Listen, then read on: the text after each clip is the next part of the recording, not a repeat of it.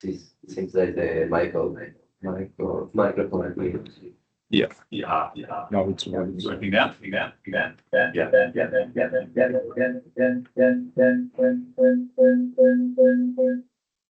sorry. Okay. And then you'd be familiar with Canada, of course, and in the higher latitudes where you have an extremely long and harsh winter, it's spring types grown in their spring and summer. And in Australia, where it's a bit odd, but we grow spring types in our winter, so we have a very mild winter by comparison.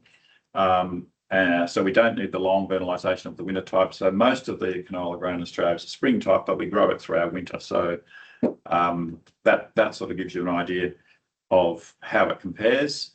This one's not going to work.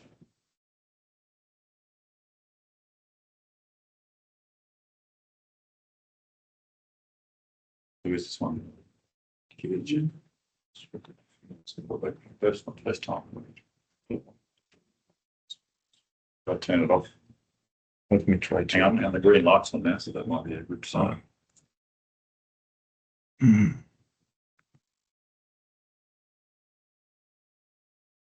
Please try now. That's better. Okay. So just taking that yellow part of the Australian system and sort of scaling it out so you can kind of see a bit more detail about how we grow it. So, we have dry summers, nothing growing then. We have to sort of basically wait for this sowing rainfall. We don't really know when that's going to come. We sort of come out of the hot summer. So sometime between usually March or June, we'll get enough rain to sow the crop. So that's one climatic risk we're dealing with. And then the other one is really it grows through the winter, and as it's coming out of the winter, you can get late frosts that'll damage the reproductive parts. And of course, you're growing into heat and drought. So really that part of the system, if you ignore the winter, your long winter, this part of the system is pretty similar to the kind of things you face here in Kansas or Oklahoma, where they do grow canola. Fairly similar climate risks, and also back when you're sowing it, you also have some challenging conditions to get the crop up. I've shown this before at some of my other talks, just to sort of show you where grain crops are mostly grown in that grey band, the sort of wheat belt we call it, that wraps around Australia between about 300 and 500 millimetres. We have a lot of infertile soils with all sorts of constraints, large farm size. So even more so than wheat, canola was quite a risky crop. It's generally considered more susceptible to drought and heat, and a little bit more expensive to grow. So even more risky than wheat. So quite a challenge to introduce it and to get it widely grown in Australia. This shows you a little bit of a history of that adoption. So we had what was then rapeseed growing in Australia in the 70s, but when we first tried sort of Canadian varieties, if we brought Canadian varieties of rapeseed or early canola varieties into Australia, they were completely wiped out by a fungal disease called blackleg, Leptospira maculans. The isolates of that we have in Australia are incredibly virulent, and any Canadian material that we brought directly in would be flat on the ground, by flowering. And so it took a long time for the breeders in Australia to develop canola varieties that were resistant to our isolates of canola. And really, until that happened, there was just very little grown. So the bars here is the area. And then, so when I first started working at CSIRO in 1990, canola was really just coming back in as an option for farmers with varieties that could actually yield reasonably and survive blackleg. The thing that really took off was the introduction of TT varieties, triazine tolerant. So these were tolerant to atrazine and simazine, which were herbicides that allowed farmers to control wild radish and some of the other main weeds that were really difficult otherwise to control in canola. They weren't GM, they were just conventionally bred, but they did have a 20% yield drag because of the effect of those genes on the photosystem too. But even though they had that yield drag, because the growers could grow canola, it really was the impetus for a huge expansion in area. Unfortunately, it expanded a bit further than it should have, particularly in Western Australia. So the Western Australians, this big increase here is when Western Australians started adopting canola. The area of lupin, which had been their rotation crop up until then, sort of dropped off, and canola came in because all of a sudden they could control these weeds with a triazine tolerant variety. So it expanded, but it got pushed too far. We had a series of very dry seasons, and this sort of decline here was really due to this widespread drought that occurred in Australia around about this time, but particularly in Western Australia. And then when things settled down, the area started to regrow. The breeding had improved. We started introducing hybrids, and you can kind of see that it's sort of steadily climbed with dips when we have droughts. But the yield trend is interesting. It's very hard to kind of follow this because the area of canola goes up and down with the conditions. So farmers just pull out a canola if the sowing's too late. If the prediction is for a dry season, they tend to just not grow as much. So canola continues to be sort of grown in good seasons and in good areas. So actually the yield kind of climbed, the yield trend climbs pretty slow, has climbed pretty slowly, but there's still sort of an upward trend there. And as of last year, there's now 3.3 million hectares. The average yield's about 2 tonnes per hectare. Pretty much most of what we produce is exported, and we are the number 2, after Canada, the number 2 sort of global exporter of canola. So we export quite a lot. However, as I'll come to later, we think that we're still, as an industry, only achieving somewhere between 40 to 68% of our yield potential. So we really think there's still room to move in terms of canola yields. At least there was when this yield gap analysis was done, but I'll talk about that in a minute. So essentially, this is a map sort of showing the purple area is where wheat is grown in that sort of belt I showed you, and pretty much canola is grown, in the same areas as wheat, but it was never grown in the sort of extreme edges, either the high rainfall edges or the low rainfall edges. It really initially was focused in that sort of medium rainfall zone, and as I said, area went up and down depending on conditions. But recently, with better breeding, better varieties, better agronomy, it's pushed out further into almost anywhere that you can grow wheat now. You can grow canola. It's a little bit more risky. And also, we do grow winter types in our high rainfall zones. And I have grown a 7.2 tonne canola crop in a really high elevation, high rainfall site under good conditions. And in those areas, we use it as a dual purpose crop where we graze it with animals before we lock it up and then get grain as well. So in those areas, there's a lot of livestock in the system, so it's used there. So it's sort of expanded away from that traditional medium rainfall zone where it has always been grown in recent years. So a little bit about the history of it. I mean, the early driver for adoption wasn't so much that canola was really profitable. Farmers really didn't like it. It had all sorts of issues. It had new pests to worry about, tiny seeds to try and get established. It cost a lot.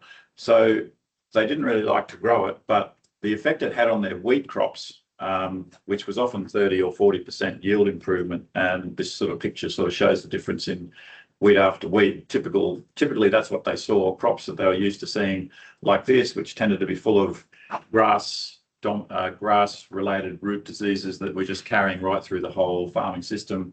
When canola came and we could break the cycle of these root diseases that were on wheat and barley and grasses, and some of the shoot diseases as well, the crops were just so healthy that this was the prime driver of adoption. And we started doing a whole lot of experiments comparing canola as a rotation crop with others and with continuous wheat. And this is just a range of experiments. The blue bits of this graph show the extra yield you got if you grew wheat after canola compared to wheat after wheat, which is what farmers had been used to. And in almost all cases, there was quite a significant yield improvement. There's the odd example of small yield reductions. But when we did the economics on that, often the yield increase would be 20%. The 2-year profit increase of the canola wheat compared to wheat was 27%, and most of that was coming from the better wheat yield, not because canola was highly profitable at the time. So it was really its value as a rotation crop that created that big increase in area, the availability of triazine tolerant varieties and blackleg resistant varieties. So, and if you look globally at these sorts of yield responses, I reviewed it back in 2008, and really wherever you looked in those countries where people have done studies on the rotational benefit of rapeseed or canola in the system, you know, it was fairly consistent, quite variable, but fairly consistent. And my published estimate was about 20% when you took an average of this quite variable response. John Angus, my colleague, kind of reviewed it again sometime later, and here he's just plotted the yield of wheat after wheat versus wheat after canola. So they're almost all above the line, so yielding more. Didn't matter whether you're in Australia or overseas, and on average that represents a 0.8 of a tonne per hectare yield benefit in the first year wheat after canola. And some of those experiments went for a second year and showed that benefit sometimes carried into a second wheat crop after canola compared to a continuous wheat sequence.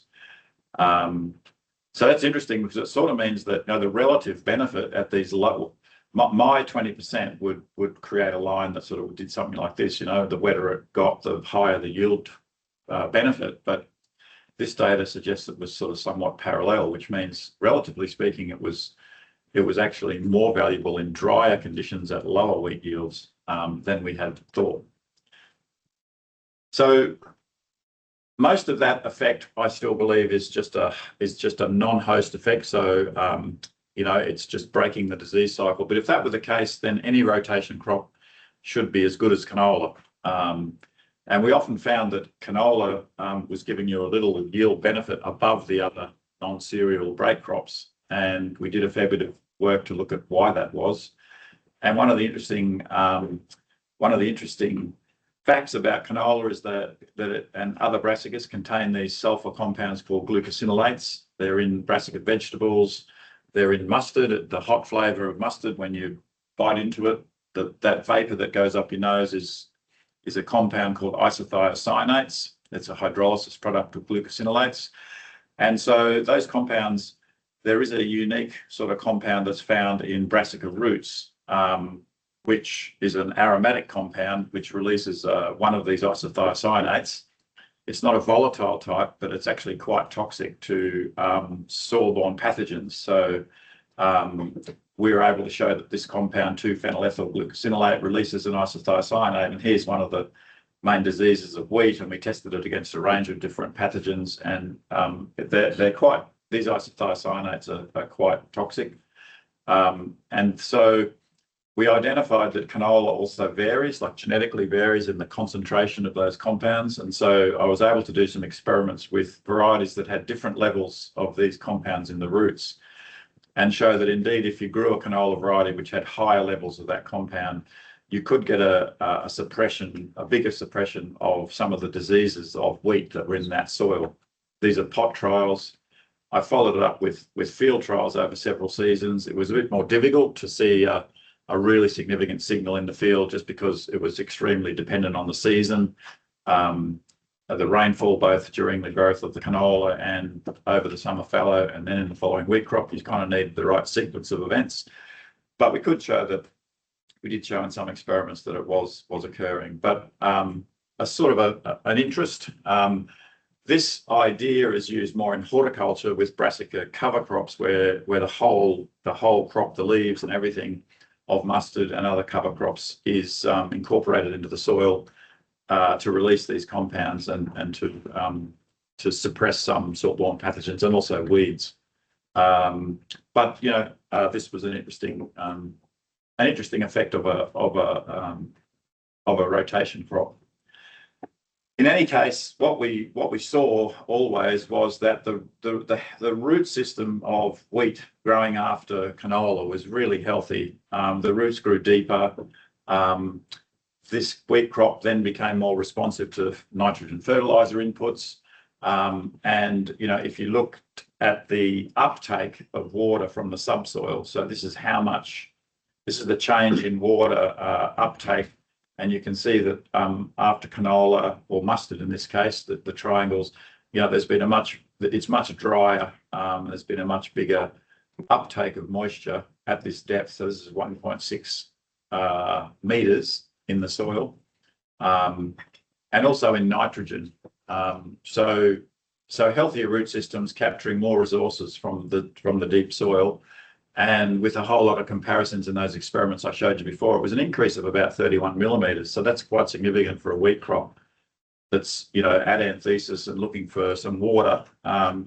If it's not raining and it can find 31 millimeters in the deep soil, that's extremely beneficial to yield. So that was another observation.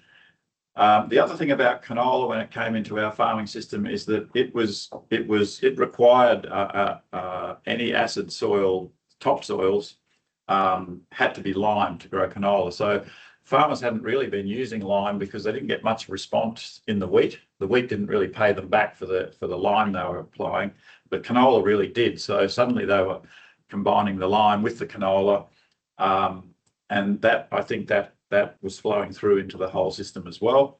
And I kind of call this a synergy.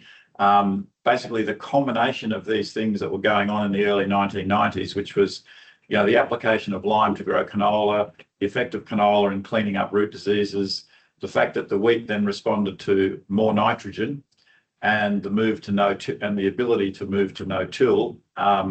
You can kind of see in the 90s here how the nitrogen fertilizer use, lime use, and canola area sort of all went up together with this shift in the farming system. And all of those things were sort of contributing to that shift. And, the wheat yield in that area, New South Wales, the state where I'm based, the wheat yield over that period also increased as a consequence. And because canola is a different crop, it also facilitated the adoption of no-till, because the stubble that's left, or the residue left by canola, is very easy for the machinery to pass through. It doesn't harbour the diseases that would otherwise carry on to the wheat. So it just made adopting no-till, which up until that time, people have been trying to adopt no-till into continuous cereal systems, and it was really not working very well. And again, you see the adoption of no-till just take off from 1990 onwards, when all of these things kind of came together in the farming system there. And so this is sort of a little graph, a decadal graph of national wheat yield trends in Australia. And you can kind of see, various stages through history back from the 1860s, just looking at what wheat yield was doing. And you can just see this kick up in the 1990s from this combination of better rotations, liming, nitrogen fertilizer adoption, all really starting to improve. Now that's Australia-wide. In my area, in southern New South Wales, this is what the wheat yield, it was pretty much sitting at the national average, but then it just took off because we could grow a lot of canola in our area. We had sort of higher rainfall. It really suited our system. So in this kind of area that I was based, the wheat yield response in those systems was really quite amazing, and almost sort of doubled yield over that period. So that was all very well. That was going very nicely into the 2000s, and no-till was going great. But then, of course, too much of a good thing. Farmers were relying a lot on selective herbicides in the canola, particularly in their no-till systems, and that led to the emergence in not too many years of herbicide-resistant weeds. So that's been sprayed there with the herbicides, and it's just not touched it. So particularly herbicide-resistant ryegrass, which is our big weed, the populations of that in Australia just kind of took off in those 2000s. So that was also of concern,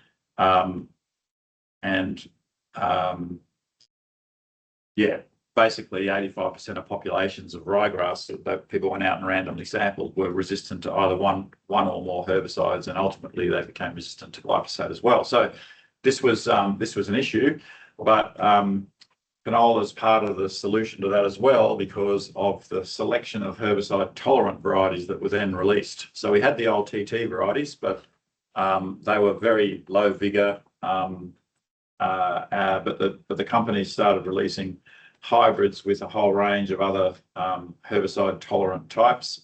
And they were, we had to be very careful with how we manage these as well to not make the problem even worse, particularly with glyphosate. But what it did do is just gave people options to come in and help tidy up some of those weed issues, and then get back into a better kind of integrated weed management system. The other thing was that the hybrid canola, like you can see here, this is wild oats in amongst a conventional canola, and this is a hybrid canola just completely out competing the wild oats. It's got those hybrid canola varieties when they came had a very good capacity to add some crop competition to your arsenal of approaches. And the other thing with canola that we could do is some more cultural controls, where either at the time of swathing or at the time of just prior to harvest, you could do what's spray swathing or crop topping. So you could apply a herbicide at that point in time to hit weeds that had survived through the cropping process and would otherwise be setting seed. You could hit that seed and sterilize it sort of at these later stages in growth. Canola as a crop gave you quite a lot of options to deal with that herbicide-resistant weed issues that were emerging in no-till systems.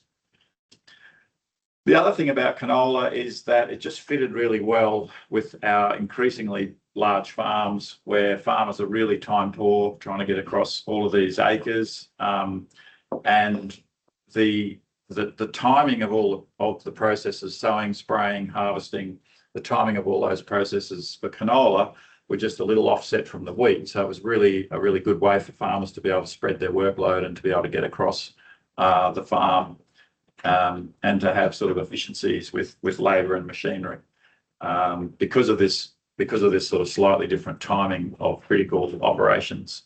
And that's a bigger deal than you realise at a farm level. Just to point out that it's not only in Australia where these sorts of benefits from canola have been observed. So, this is in the rice rapeseed system in China. There's been studies to show that similar yield improvements have been seen in rice following canola compared to other options. There, they believe it's to do with nitrogen, better nitrogen. Canola has a high requirement for nitrogen, but it leaves a lot of it in its residue. It hasn't got a very high nitrogen harvest index, so it often takes up and then leaves a lot of nitrogen in the residue, which then mineralizes and becomes available to sort of subsequent crops. So that, they believe, is sort of happening in that area. And in South America as well, where canola can come into a double cropping system to replace the cereals in rotation with the summer crops, there's also been studies reporting quite significant increases in the yields of those subsequent summer crops compared to following cereals, which in that system is obviously quite profitable. So that's sort of a bit of a history of, I guess, what drove canola adoption and how it sort of really grew to become such a widespread crop in Australia, such an important crop in Australia. But I guess the question then, we sort of switched our attention then to ask, well, is our canola performing to its potential? And how do we know what the potential is? And have we got yield gaps? And so we started looking more into that. There were some simple rules of thumb, that based on glucose equivalents, you should be sort of expecting canola to yield about half of what you get in wheat. But then what's more popular in Australia and worked really well for wheat was to look at, to understand what the water limited yield potential is based on seasonal rainfall and see if you're getting close to that. And then, of course, ultimately there were crop simulation models that can really, on a daily time step, taking into account a whole lot of factors, can give you an estimate of, perhaps what you should be expecting. And we've sort of utilised all of these approaches over the years, just to sort of show you that tested the idea with a lot of our research data as to whether canola yields half of wheat. And what you can see is that and I put this in pounds per acre for you because I think it came from a talk I did in the US a few years ago. So sorry about that if you don't like pounds per acre, but maybe I certainly can't convert it very quickly. But anyway, the bottom line there is that as the yield of wheat, gets above about 4 tonnes per hectare, then the 50% rule works pretty well. But when you're at very low yield levels, like basically what happens back here when the wheat is yielding very low, it's probably a very stressful environment, and it really depends on whether the wheat or canola, hits a heat or a drought event in its critical period as to which one does better. So it becomes very variable and not very reliable at lower yield levels. And so, it's a good rule of thumb if you're sort of in average type years, but it's, as you see, gets quite unreliable. In terms of water limited yield potential, so we just sort of stole what we had already been doing in wheat for many years, essentially plotting the yield of the crop against the amount of water that was available to it. And then just, whether it's at a paddock scale or a farm scale or in your experiments, just plot that up and see where the boundary lies. Because these are the crops that are sort of doing best. And this all came from 42 experiments of mine where I believe there was no other issues. There was no frost or heat, or there was nothing there except, just the way the rain fell in the season. And that's enough to drive that much variability. But so this line here is 15 kilograms of grain per hectare per millimetre of rain of available water. So here we add the rainfall to whatever the crop gets from the soil. So this was interesting, and the crops that were along this upper boundary tended to be sown earlier. That's one thing we noticed in this data set. But anyway, that was sort of published back in 2005 and sort of gave us a bit of a benchmark to use. We also at that time did a yield gap analysis. And so we compared the actual yields of canola that were being reported at the silos where it's delivered by farmers, their yields, which is sort of publicly available data, and what we estimated was possible by using the APSIM model and modelling the yield potential using soil data from the Australian Soils Map and so forth, and just doing it across the whole canola growing area.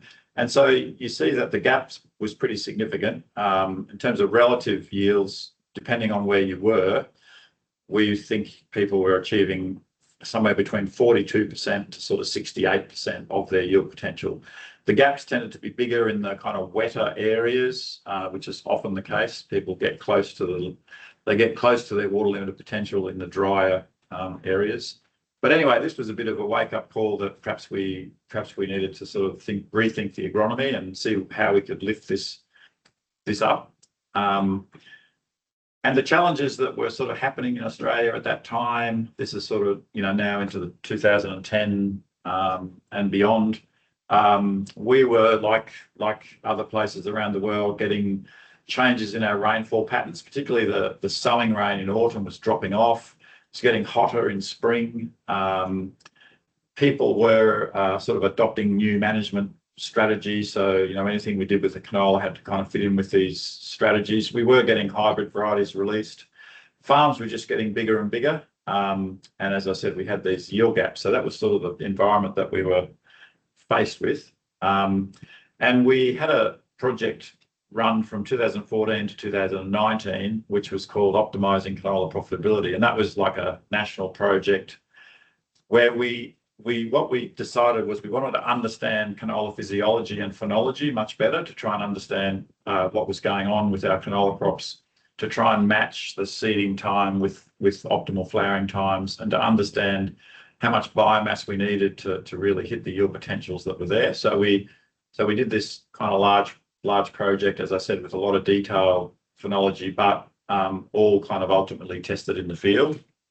And so if you think about, and one of the things we focused on was earlier sowing systems. And the reason for that, I'll explain here. So what climate change is doing in Australia is it's maintaining our summer rainfall, right? We've got nothing in the field then, but the summer rain is staying there. and some places it's increasing. The time when we want to sow our crops in May, in autumn, that rain was declining. Some places it had halved and become very unreliable. So that was going on. At the same time, frosts were happening earlier, and heat and drought stress was increasing because of the higher temperatures. So our response to that scenario, which is what we were facing, was to actually sow earlier. So instead of waiting and relying on this declining rainfall to sow the crops, could we capitalise on the fact that summer rainfall was staying the same or increasing? Could we do a better job at storing that moisture and move our sowing time earlier? If we did that, we had to think about whether we needed to change varieties to try and understand where is the optimal flowering period now. Is it where we have always been targeting, or is it changing under these conditions? And so what is the optimal flowering period for canola? That was the goal. So we did some work to understand when is canola most susceptible to stress. And we created stress by shading the crop. Every 100 degree days through the whole growing season, we covered the crop with 85% shade and then took it away. And then we followed those crops to see what happened to the yield compared to a control plot, which had no shade. And what it showed very clearly was this period, about 300 degree days after the start of flowering, where if you stressed the crop then, you had like a 40% reduction in yield compared to, stressing it early during vegetative growth really didn't have any, like stressing it for a period of time and then taking the stress away, the crop could readily recover, as it could also recover if the stress happened very low, or not have a yield penalty if it happened very late. But in this period here, there was a huge impact. So this is a critical period when grain number is set. And so we knew that we had to try to get our crops. This critical period had to be positioned after the last, or in a low frost risk, a low heat risk, and a low drought risk, because all of those things happen, could happen in any season. And what was really nice about that, because people are very dubious about whether shade really represents a stress, we repeated, well, not me, but another Rajni Upal from Wagga developed these really neat infield heat chambers, which could apply a +4 degree Celsius heat stress.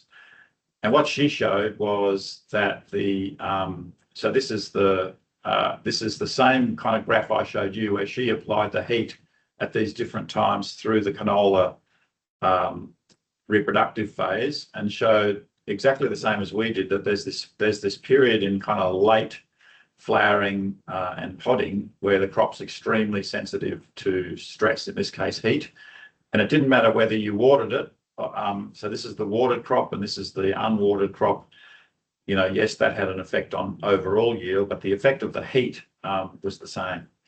So that was good. We were pretty confident in that critical period, and so then we used the APSIM model at all of these sites around Australia to identify when the combined risk of heat, frost, and drought was minimised. So as you get later in the season, the risk of heat goes up and the risk of water stress goes up. And as you get later in the season, the risk of frost goes down. So by looking at all of those sites and their climate, and look back over the weather records, you can actually identify the period at which yield should be optimal. And this is a yield predicted by the APSIM model, with frost and heat damage functions included in the model. And so this identified for us, it's not a day or a week, it's actually quite a reasonable period of time, but this is where, taken over all of the years, 60 years of weather data, the combined risk of one of these things happening is minimised in this period here. And that changes when you move around all these different sites in Australia. And so once we knew that, we could target that optimal flowering period. We then had to understand the phenology of the crop to understand how the sowing date of different varieties, which had different phenological genes, how we could hit that. So there's a lot of field work and a lot of lab work once we sort of understood the drivers of phenology. And the experiment showed this type of thing here, where this is sowing time. Typically in Australia, farmers never sowed canola until after the 25th of May, right? So this was they wouldn't start until then. Okay. And by running these experiments, so these are canola varieties. This is a winter type. So this is the slowest phenology to the quickest phenology, sown at all these dates. And what you can see is that, this one here is flowering too early. Sorry, that's the other way around. This is the spring. This is the quick spring types. This is the slow winter types. If you plant this one too early, it rushes into flower and gets frosted. So it didn't like being sown then, but it was pretty good at this sowing time. This variety, the winter type, just did terribly all the time because it's so late to flower that it just gets hammered with heat. But you can see the other varieties, they actually did well when we pushed them back before the typical sowing date. So, it just shows you needed to think about what variety you chose if you're going to move the sowing date earlier. When we model that, it did seem the model was telling us that this time here, which we used to sow canola at, actually you could move back and reduce the risk. You could reduce the variability, and predicted yield at this particular site. So we started getting evidence that there was options to move canola sowing date back with the right varieties. And if you move the sowing date back in some of your canola fields, it actually means every field on your farm moves back a bit. And therefore there's this big whole farm multiplier of yield benefit across the farm. And so we also looked at the agronomy around this early sowing systems by manipulating not just the date, but the density, the type of crop, the end rate, the timing. There was always concern that if we sow something too early, it's going to create a big biomass. It's going to use all the water and crash. That's how we used to think about canola. And it just didn't work that way. This is what canola looks like in mid-June if you sow it on the 15th of April, on the 28th of April, or the 21st of May.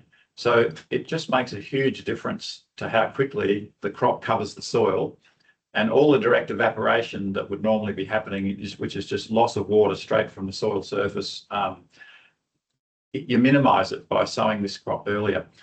And so you get less evaporation and more transpiration. The other thing is that the roots get deeper because you put it in earlier. You've got it flowering in the right window, and so the canola roots get deeper, and we were finding that they were accessing water at depth.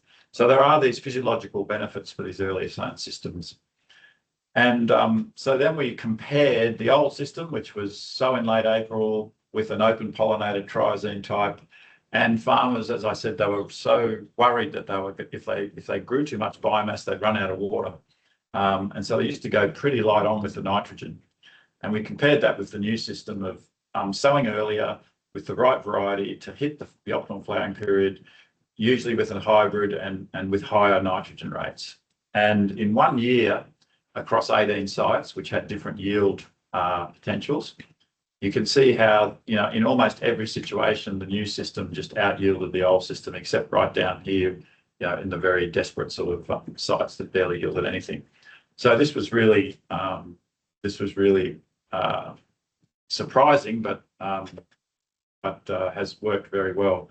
So in 2015, when we started that project, this was the sowing guide that you could pull out of the Department of Agriculture. And as you can see, the red area is where people were being advised to sow. So 4th week of April into kind of late May, period here.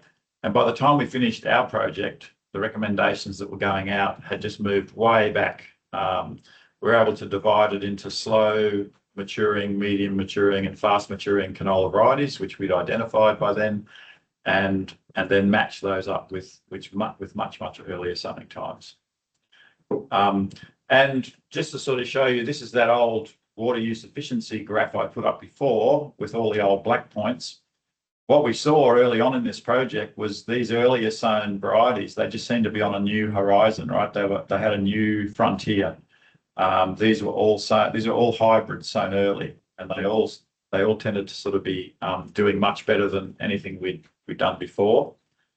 And I just pulled out all the data from a project that's been running for the last 9 years, just all the canola data across 4 sites and lots of different systems. And you can see this line here is the 15 kilograms per hectare per millimetre transpiration efficiency, and it's crossing here at about 50 or 60 millimetres. So what we're saying is the first 50 or 60 millimetres just goes to evaporation, but after that, any kind of extra additional water there starts to produce yield, and it can produce yield in the most efficient situations at 15 kilograms per hectare per millimetre. So this is that same line on a different set of data with the 60 millimetre crossover there. And you can see, the best crops in all of these situations are kind of sitting close to that line. Once you get to a certain amount of water, the soil just can't hold anymore. So it doesn't sort of keep going up forever. And if it gets really wet, you can often get waterlogging out here. So some of these might have actually been waterlogged. So we put a kind of a cap on that there. But I just wanted to show you these points here. So this is at one of the sites in one of the years. You can see that despite the fact they're at the same site in the same year, they're all achieving different yields in relation to what we think the potential is.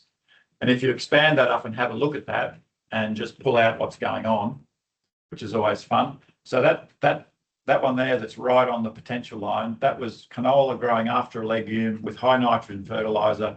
It hit the optimal flowering period and it wasn't grazed. These ones here are actually after wheat, not after a legume. Again, high nitrogen, optimal flowering period and not grazed. This one here is in a rotation after 2 wheat crops, and in this case, we targeted a lower nitrogen strategy, a decile 5 strategy. Still hit the optimal flowering period and it was ungrazed. So you can see how much variation in relation to the potential yield you can get with different agronomy. And sadly, right down here, which I couldn't get in the same circle, is a winter type grown after wheat with high nitrogen. So it's a winter type, and we grow winter types to graze them, but they flower very late. And so a combination of the grazing and late flowering has kind of pushed the yield of that one sort of well down from the potential. So just to show how this new agronomy in canola has kind of really lifted things up to what we think is getting close to the water limited potential. And so that's been sort of widely communicated and adopted. And this was a quote from one of the advisors that worked with us over that period of time. And it's still amazing how the mentality changed from like not wanting to let the crop get too big and use too much water and crash to let's get it out of the ground quickly, cover the ground, use the water for transpiration and get roots deeper. So it's been very interesting. So at the moment, we're in the process of trying to, what I call, operationalise these early sowing systems. So we have to be able to give farmers information about when to sow which variety to hit the optimal flowering period in their area. And so we combined all this knowledge of what drives the phenology and what genes are in the plant that drive that phenology, and how the vernalisation and temperature responses occur in different varieties.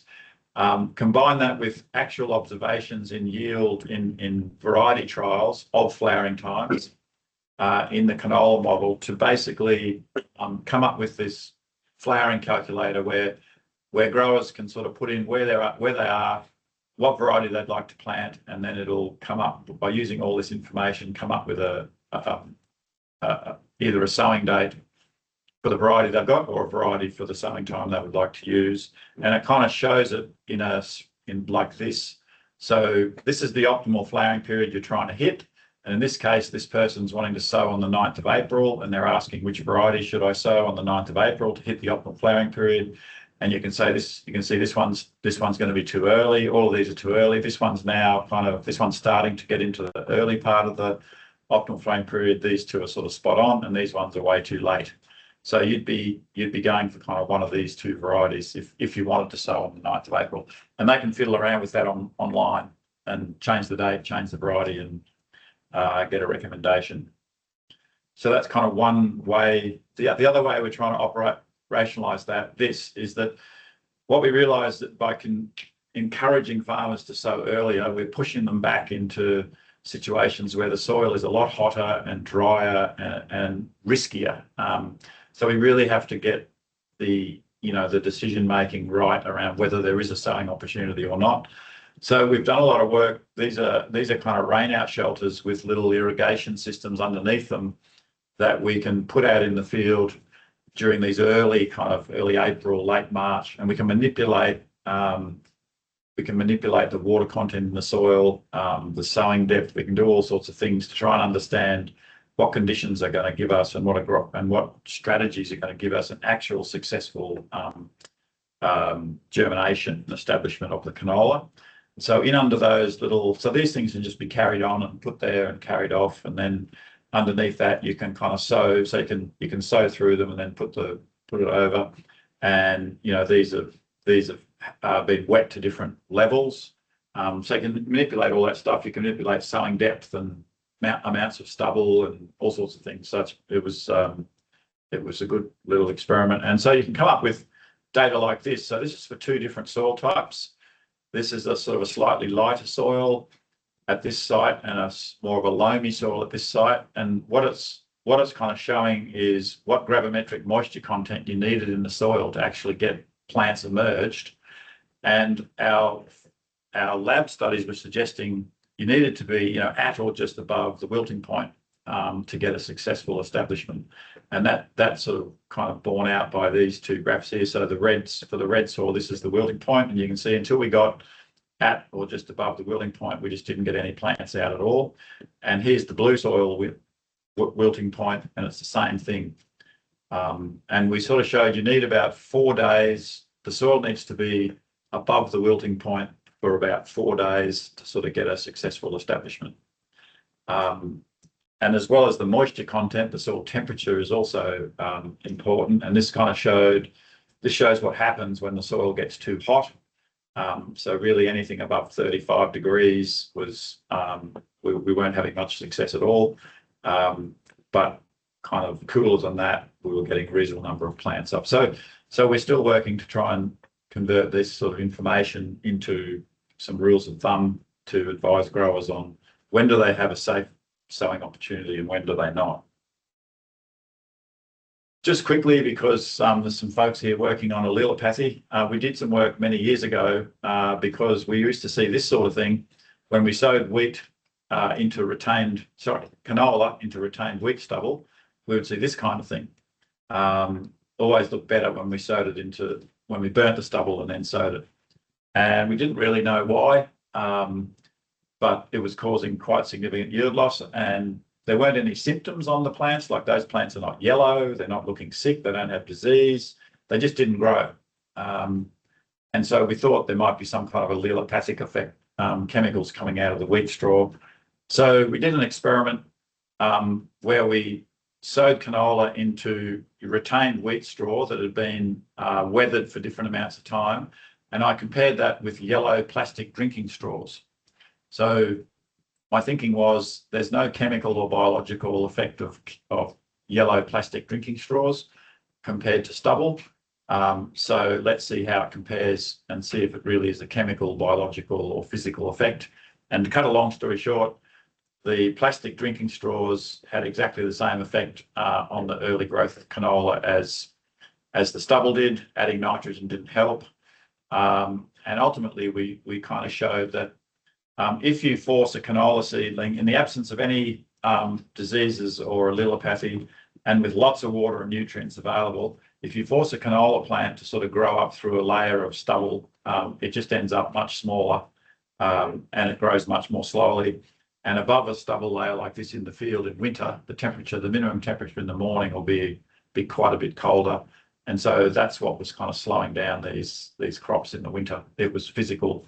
It wasn't biological or chemical, and we could fix the problem by simply pushing the stubble at sowing instead of trailing harrows and dragging the stubble back over the soil and ending up with this sort of thing. You take the harrows off and just let the tines push the stubble out of the way, and you could pretty much get close to what you were getting with the burn system. So anyway, that's how we kind of overcame the wheat stubble problem. So genetically, to try and help, we've also, following the work on long coleoptile wheat, we wondered whether we could find canola varieties that had a long hypocotyl, which might help them come up from depth, but also get through stubble layers. So we screened a whole lot of varieties from around the world, and we found out that our Australian spring canola have the shortest hypocotyls of anything that we tested, and that the hypocotyl length did in fact relate to the emergence ratio. So this is how well canola comes up from 5 centimetres compared to 2 centimetres depth. And you can see that, in fact, I think I've got them around the wrong way here, but these are the Australian lines down here, and these are the international lines. So our varieties just didn't come up from when you push them deeper because they had these short hypocotyls. And just to show you what that looks like, so here's the best Australian variety. When you sow it at 2 centimetres, every seed comes up. When you push that down to 5 centimetres, you drop the establishment by about a half. But the best international variety just doesn't really care, just comes up really well from 5 centimetres or 2 centimetres. And this was all matched for seed size and everything else like that. So we're now pursuing this as a breeding objective to try and improve establishment under these difficult conditions. And along with that, we're kind of wondering what happens when the canola seed, when it's put at depth and it gets confronted with sort of packed soil that might happen if you get a rainstorm straight after you sow and you've got it deep and the soil packs in, what happens to the seedlings there. So we're just checking to see whether the long hypocotyl helps or actually hinders the crop to come up when there's a little bit of resistance there. And also, just doing a little bit more work in the field with soil temperature at different depths and how moisture affects that and so forth. So this is still an ongoing project. So to finish up, just a few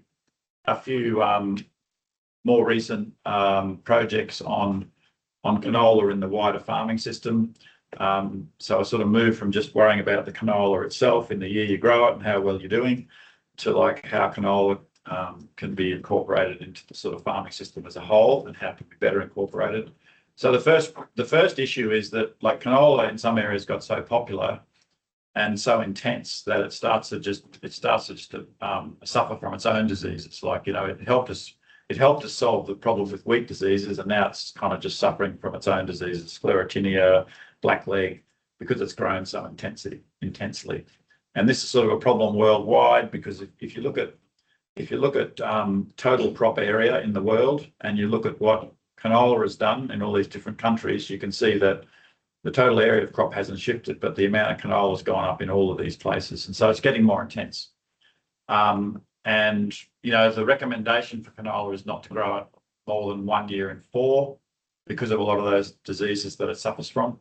But often in most countries now, it's often grown every 2nd year with a cereal or something else. And when you do studies on what value there is in breaking the rotation for canola, you can see that there is a big yield benefit when you stretch out the rotation a bit more. And that's because canola has a whole range of its own diseases, weeds and pests. So, just like it helped with the wheat, it's now sort of suffering from its own popularity.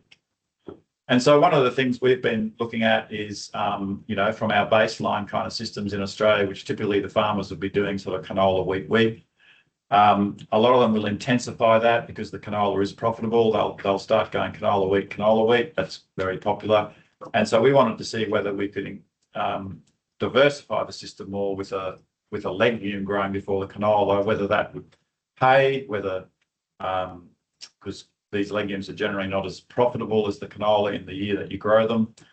And essentially, to cut a long story short, when you look at the overall profit, the return on investment, the water use efficiency, if you look at different aspects of the nitrogen, how much nitrogen you need to apply every year, what the NUE of the system is, and what proportion of your gross margin is taken up with nitrogen expenses, and then look at the greenhouse gas intensity of those systems, you can see that this more diverse system where we've sort of pushed the canola out to once every 3 years. We've included a legume in the system rather than another wheat crop.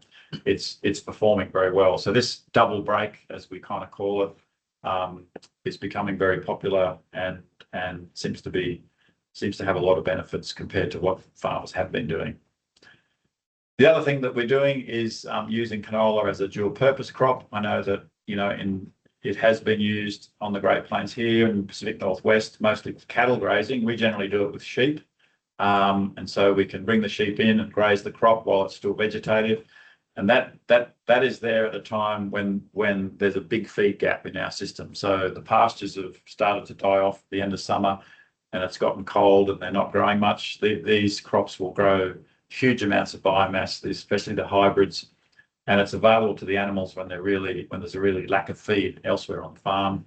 And if you get the animals off at the right time, the crop will recover and harvest grain. We've done a lot of research on this. It's quite profitable. The big issues are the lock-up timing. So sowing early is the big ticket item. The earlier you sow, the more forage you produce. And the other issue is the lock-up timing. So you want to get the animals off before there's any reproductive parts, and this goes for wheat as well. There's already been a lot of work on grazing wheat, but with grazing canola, it's just the same. You don't want the sheep biting off the growing point. And the other thing is how much biomass you leave. So you want to, when you take the animals off, you need to leave enough biomass at that point in time so the crop can recover to sort of achieve the yield potential that you might be seeking. And so we kind of look at it like this. So this is the time of removal of the animals. If you're removing them really early, sort of back here, then there's really no effect on yield. So this is the percent of an ungrazed crop. But as you go later and later, if you're right out here and you're biting off buds, then you're going to have a huge yield penalty. So we kind of call it the unsafe. We know that's unsafe. We know this is really safe. But in the middle, there's this period where how much biomass you leave when you take the animals off is important. And so, you see these ones here where we left a lot more biomass had really no yield penalty, but these ones down here where we didn't leave enough biomass had a big yield penalty. So it's we've got some recommendations on that. And this dual purpose canola has a lot of benefits across the farm beyond just the profitability in the paddock that you're doing it. It allows you to do some other stuff across the farm that's really valuable. And these are just some quotes from different farmers who have been doing this now for a while in different parts of Australia.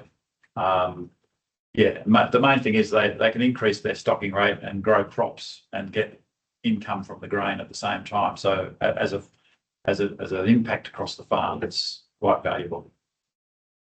And finally, the other interesting thing we've been playing around with is intercrops. A lot of work on intercrops is done with cereals and legumes, but actually there's a few papers now kind of showing that the canola legume intercrops, those plant types really complement each other very well. Cereals will tend to dominate a legume often in an intercrop, whereas canola doesn't. And so you get a much better mix. The canola soaks up all the nitrate that's in the soil, so the legume works harder fixing nitrogen. The canola acts as a bit of a trellis, so the legumes can sort of not fall over and go be difficult to harvest. So there's been a few interesting combinations. In Canada, in southern Saskatchewan, there's some big growers there that do it very well. They tend to be pretty engineering focused kind of blokes who've fixed up they've got the seeding and the harvesting and the seed separation. They spent a lot of time getting the system right.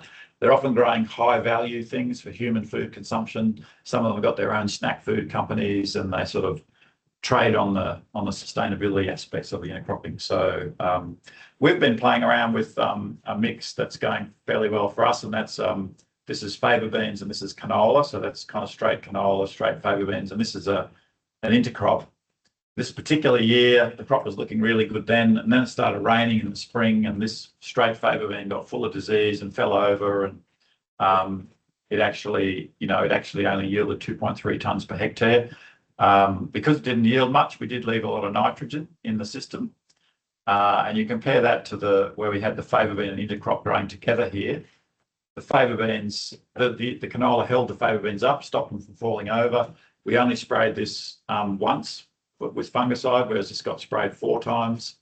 And so we got 3.8 tonnes of favour beans instead of 2.3. We also got half a tonne of canola, and we still left a substantial amount of nitrogen. So if we can get the logistics of this right at scale, then there's some real sort of agronomic benefits for this kind of thing as well. So that's the last slide. Just wanted to thank, these are sort of some of the teams and the folks I've worked with over the years on all of this, and just to leave you with this quote from one of the advisors that we work with, that yeah, canola is kind of a really central part of our farming system in Australia now. And I often say that canola breeders have done more for wheat yield in Australia than wheat breeders, but I won't say it. But if you take into account the canola's value and then this extra value it has to the wheat, it's become a very valuable crop. Thanks.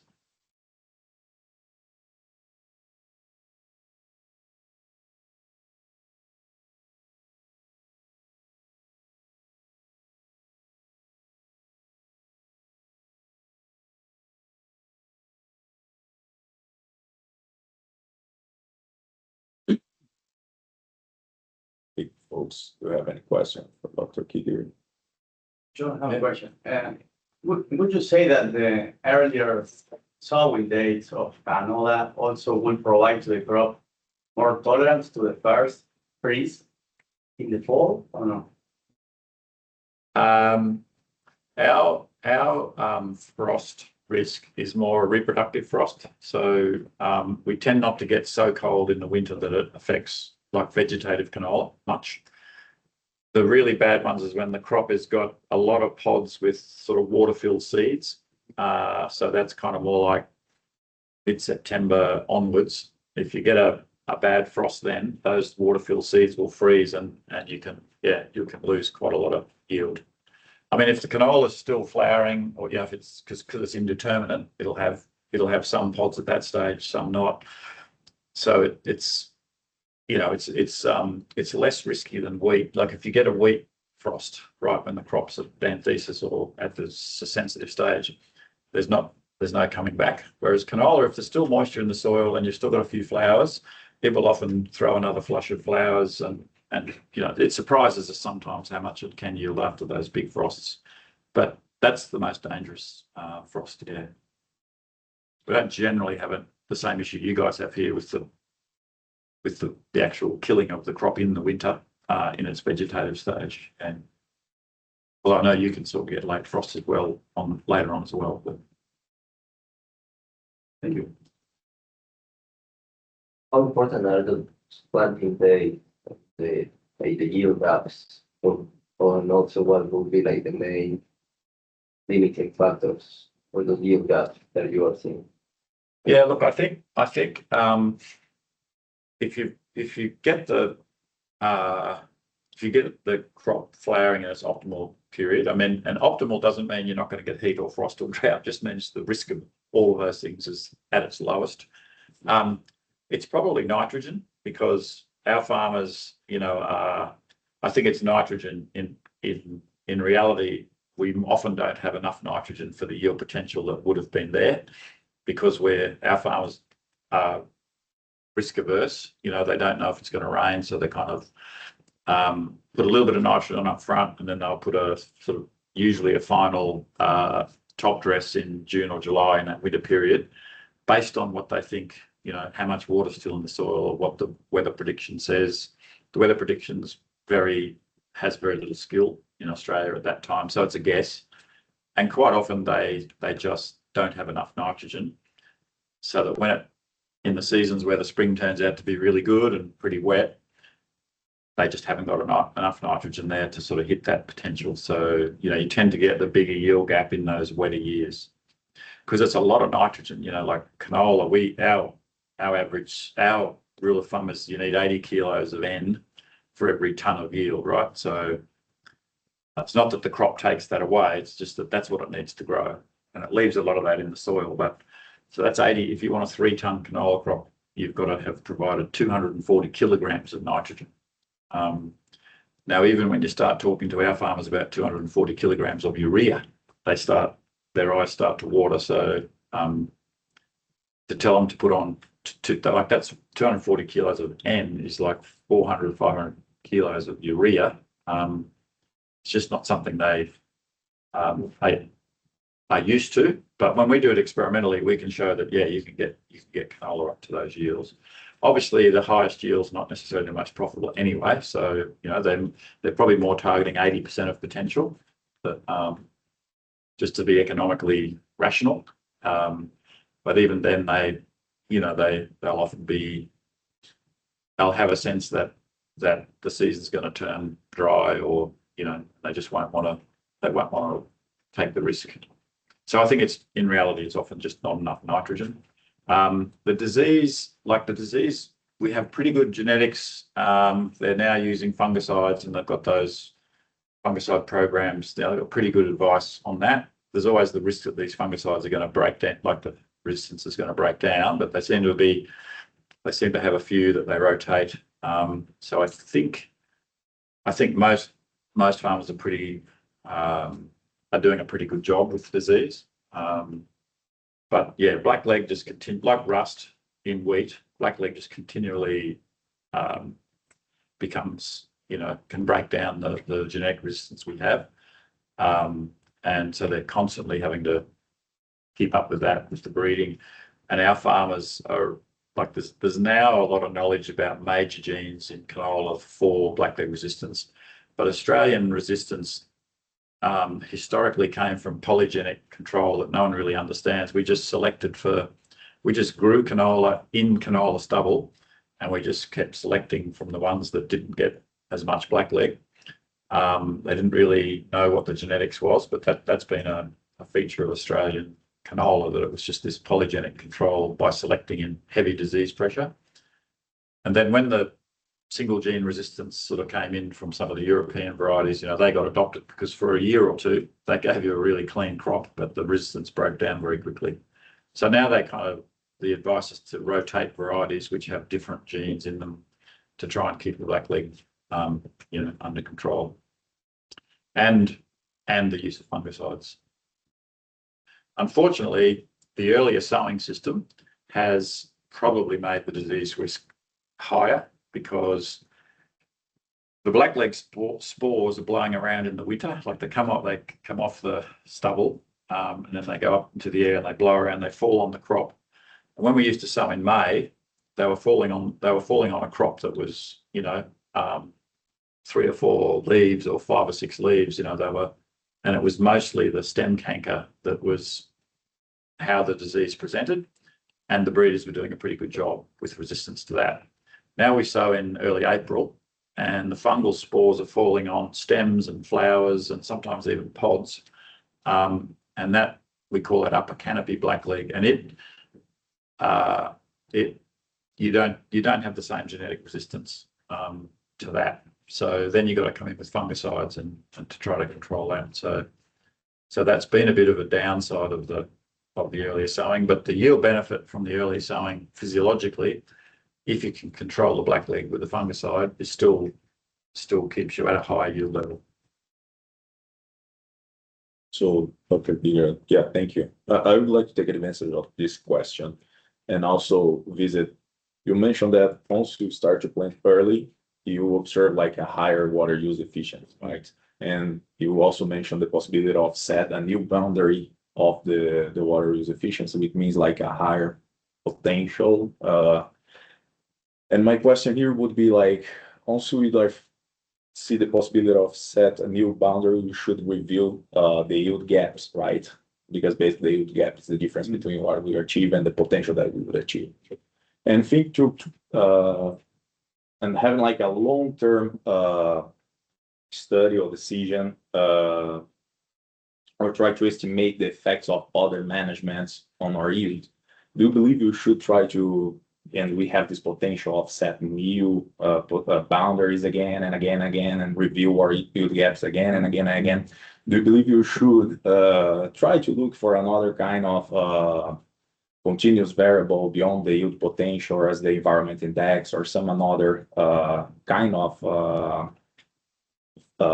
predictor beside this yield gap, trying to look for keep continuous or reserved, because if you're still reviewing that, we may not be able to bring that knowledge that we produced so far, you know. Yeah, it's an interesting question. It's a bit of a moving target. In the absence of, with the three sort of benchmarks I look at are the photothermal quotient in the critical period, which kind of sets the grain number, which if you've got no water stress, no nitrogen stress, and you're in a particular environment with canola, then the photothermal quotient, so the light and temperature in the period that the crop's setting grain number, is pretty closely related to the yield potential. In the really long season places like England and high rainfall environments, that continues on into grain filling, because there you've got the potential to grow bigger seeds as well as more seeds. Generally, the seed numbers are a bigger factor than the seed size, but that's mostly in our environment because the season cuts out and there's just not too much opportunity to grow the seed bigger. But in longer season varieties like Chile, southern Chile, and the UK and other places, seed size comes into it. So the simple rule of thumb around critical periods and photothermal quotient breaks down a bit. And I think in the UK they look at total radiation over the whole season or something to predict their yield. So yeah, and then water. Then water for us is the next one, and then nitrogen. So any three of those things, any three of those factors in our system can be the thing that's limiting the yield in any particular situation. But yeah, no, it's an interesting question about the moving target of yield potential. But I'll have to think about your question a bit more about what to do about that. But there's no doubt if I did that yield gap analysis now, now that we've shifted sowing dates way earlier so that modelling that was done for that yield gap analysis nearly 15 years ago now, I guess we would have been, in fact, I think we capped the nitrogen supply at what we thought farmers would tolerate. So we didn't run it with unlimited nitrogen, for example. And we certainly weren't sowing in early April because nobody was even contemplating doing that. So yeah, it's a good question. I see. No, thank you. I really appreciate it. So we have one online question. It's from Tom. In regards to establishing canola in wheat residue, is it possible that the higher CN ratios are affecting establishment and crop development, owing to more soil nutrients tie-up and wheat residue, especially nitrogen? Yeah. So that was one thing we checked in all those experiments, because obviously having a whole lot of wheat straw there sitting there is going to tie up nitrogen, and not just as the crop's coming up, but it sort of stays there through the whole season, potentially continuing to tie up nitrogen and not making it available to the crop. So we generally made sure we had a plus nitrogen treatment to see if that made any difference, and generally it didn't make too much difference. And in the glass out and in the figures I showed you, like we could kind of create exactly what we were seeing in the field, just by making the canola grow along hypercotyl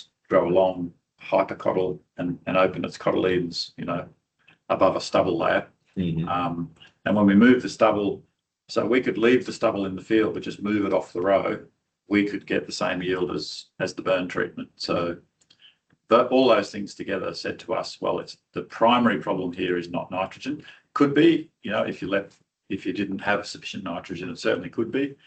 But in our experiments where we control for that, we still had this physical effect of light and temperature affecting the sort of size of the seedling and then the subsequent growth of the seedling, which I think explains why we weren't seeing symptoms. We were just seeing slow growth. See, yeah, we have like a complementary question also that mentions that he saw that there were increased and treatments? And is it possible that there are other nutrients being tied up as well? Do you think that? Possibly, yeah. There could be. We tried to control for all those things just by, using starter fertilizer, phosphorus and sulfur. But yeah, there's always a risk. There's always a chance that there could be something else going on. But yeah, because we were able to remove the issue, because we could create the issue with plastic drinking straws, and we could remove the issue, by just pushing the stubble off the top of the row and letting the canola get the light and the temperature that of bare soil right around the seedling. We figured there wasn't too much else going on, at least in our circumstances. Yeah.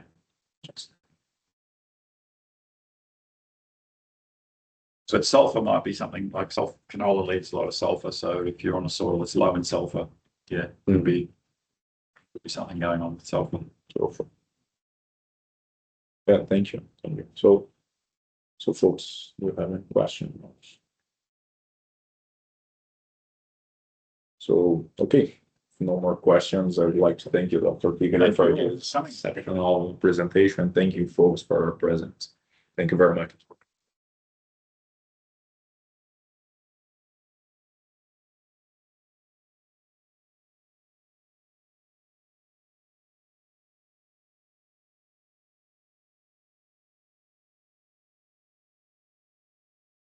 Dr. Kirkegaard, I'm really interested.